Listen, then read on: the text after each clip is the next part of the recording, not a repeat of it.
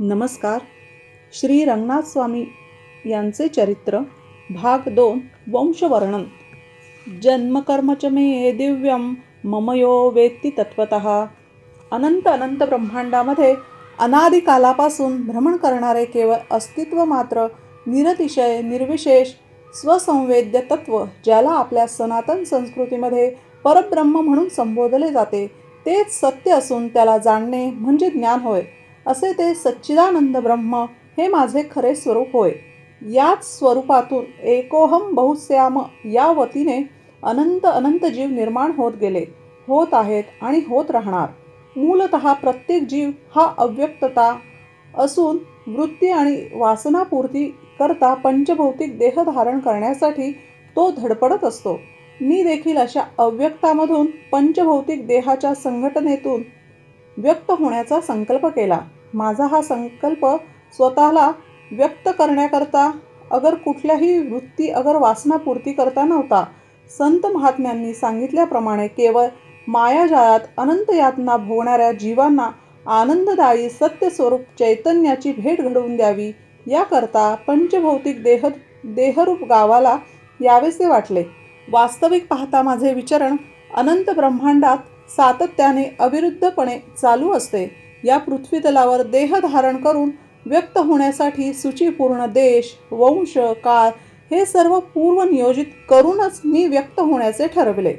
श्रीमद भगवद्गीतेत उद्घोषणा केल्याप्रमाणेच धर्माचे उच्च आदर्श, समाजमूल्यांची सहृदयतेची बिघडलेली अवस्था दूर करण्याकरिता हे परब्रह्म पुन्हा पुन्हा देहधारणेची लीला करीत असते. या तत्वानुसार मी मला सृजन करण्यासाठी पवित्र स्थळ पाहत होतो. शुचीनाम श्रीमताम गेहे या उक्तीनुसार पृथ्वीवर भारतभूमीच्या पवित्र वातावरणात महाराष्ट्र प्रांती मला व्यक्त होण्यासाठी एक अतिपवित्र परमशुद्ध असा वंशवेल दिसून आला. तो म्हणजे राघोपंत खोडके होय.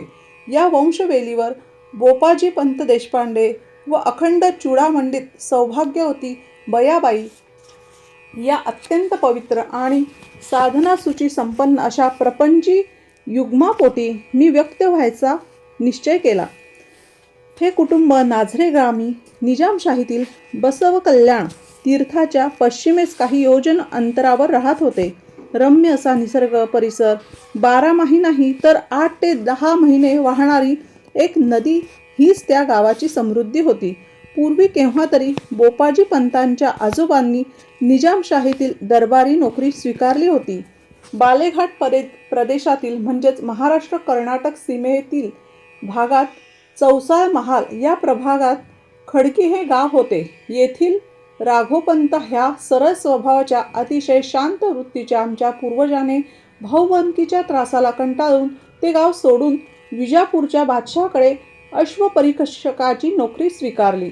आमदानी यथातथा असली तरी येथे कामाचा व्याप आणि भाऊबंदकीची डोकेदुखी नसल्याने पारमार्थिक साधनही अतिशय नियमबद्धपणे चालू होते.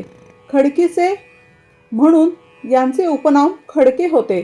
ते अश्वपरीक्षा करणारे म्हणून बादशहाने त्यांना खडकेऐवजी घोडके उपनामाने संबोधण्यास सुरुवात केली.